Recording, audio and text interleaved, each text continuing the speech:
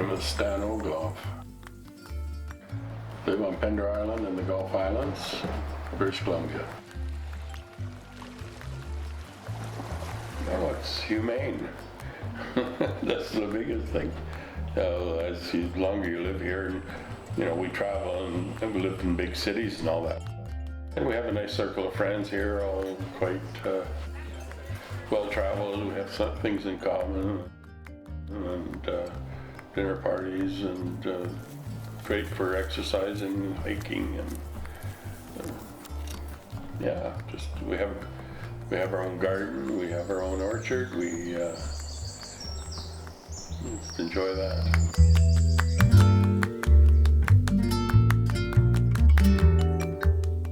Not bad. A little tart.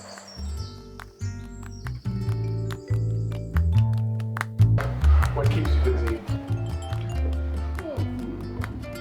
Maintenance plus my artwork.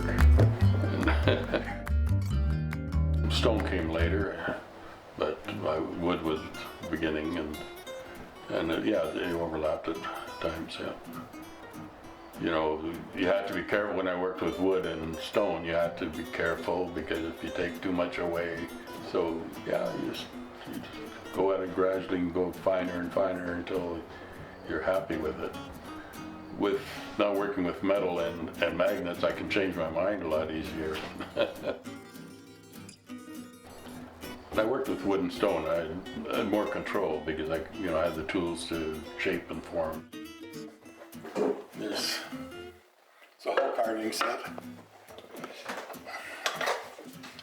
And some I actually used this one, I guess.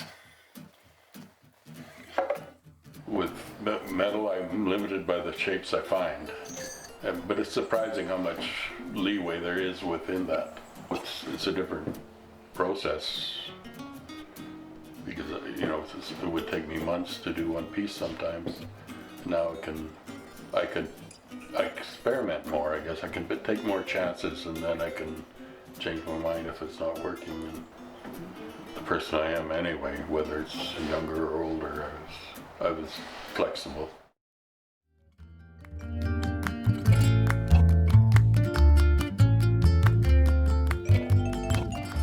Well, after a while you do get a repertoire, like if you have something with a hole in it, you can put a cannonball in it and it's going to sit there and not move. Like this piece right here. Sometimes it works, it's quite magic, just the way shapes marry each other, I guess is a good word for it.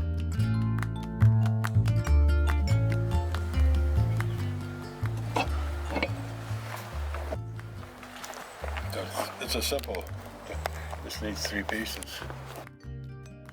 After a while you learn what goes with what, or can go with what.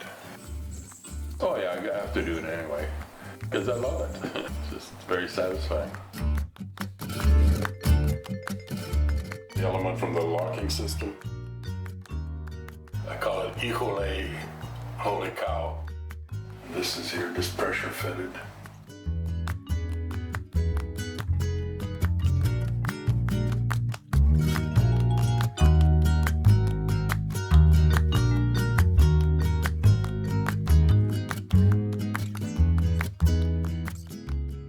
When it's finished and I'm happy with it, it's magic. My grandfather was a farmer, but he was did a lot of farmers. They did everything. He was a blacksmith, and I still have his vise in my studio. My dad had a garage, and so there's always a different kind of metal, but tools. The Prairie Boys made the best sailors, and they rarely got seasick. People had a theory, I don't know, because they're used to seeing the waving wheat fields. Well, I grew up on the prairies in Saskatchewan with a brief interlude in BC when my parents had their wonder years. Left home, went to Calgary, I think, had a job, and always wanted to go to Europe, so early days, in my 20s, 21, went to Europe, England, and Switzerland, worked in Switzerland for a while. traveled by Velo Solex to Greece. So I went to Europe and traveled, and that's when I met my wife in Spain. We met in Algeciras. She was heading to Morocco and I was coming back, and we've done a lot of traveling together.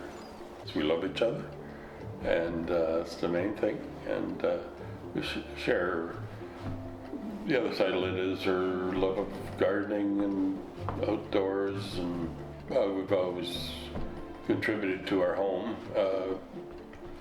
Linda's a career person. She organizer and planner. If you want something done, she'll get it done. And Linda makes it happen. And I've had many careers, many minis, and but there's always just keeping the home fires burning, I guess. Yeah. We built a log cabin in the Kootenays and managed to sell it and gave it a little nest egg. And then we bought a farm in Ontario, and that was a big help. My life has been quite serendipity in a lot of ways, even though there's been a strong strain of stability. I drove this old truck across Canada to Ontario. We did a whole reno took about 12 years. But we've always had one foot in the country, even though we've lived in big cities, and you travel to Latin countries. Spanish is, the language is very important for me. I listen to a lot of Latin music, and I learn in context, just like by osmosis. I do love Mexico because it's so varied, as they say in Mexico. Hay mucho Mexicos. There's many Mexicos. Art is such a brilliant part of life there. Well, I take a lot of satisfaction having learned Spanish. It wasn't just a one-shot go. It's ongoing, and I love it, and it's opened a different world to me. Definitely more open and open to suggestion.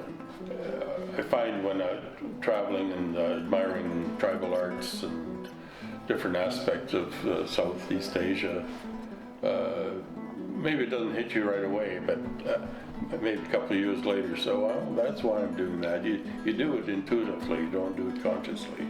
It reminds you of where you've been and what you've done. Here's my teacher who taught me how to carve Komodo dragons. Some shots of me buying tools.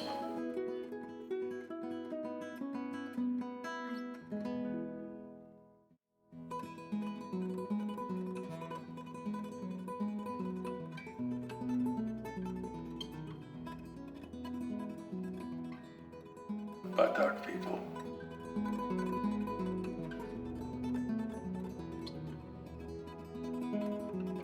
The house we stayed in the middle of a rice paddy. Somehow there was a Hudson Bay blanket in there.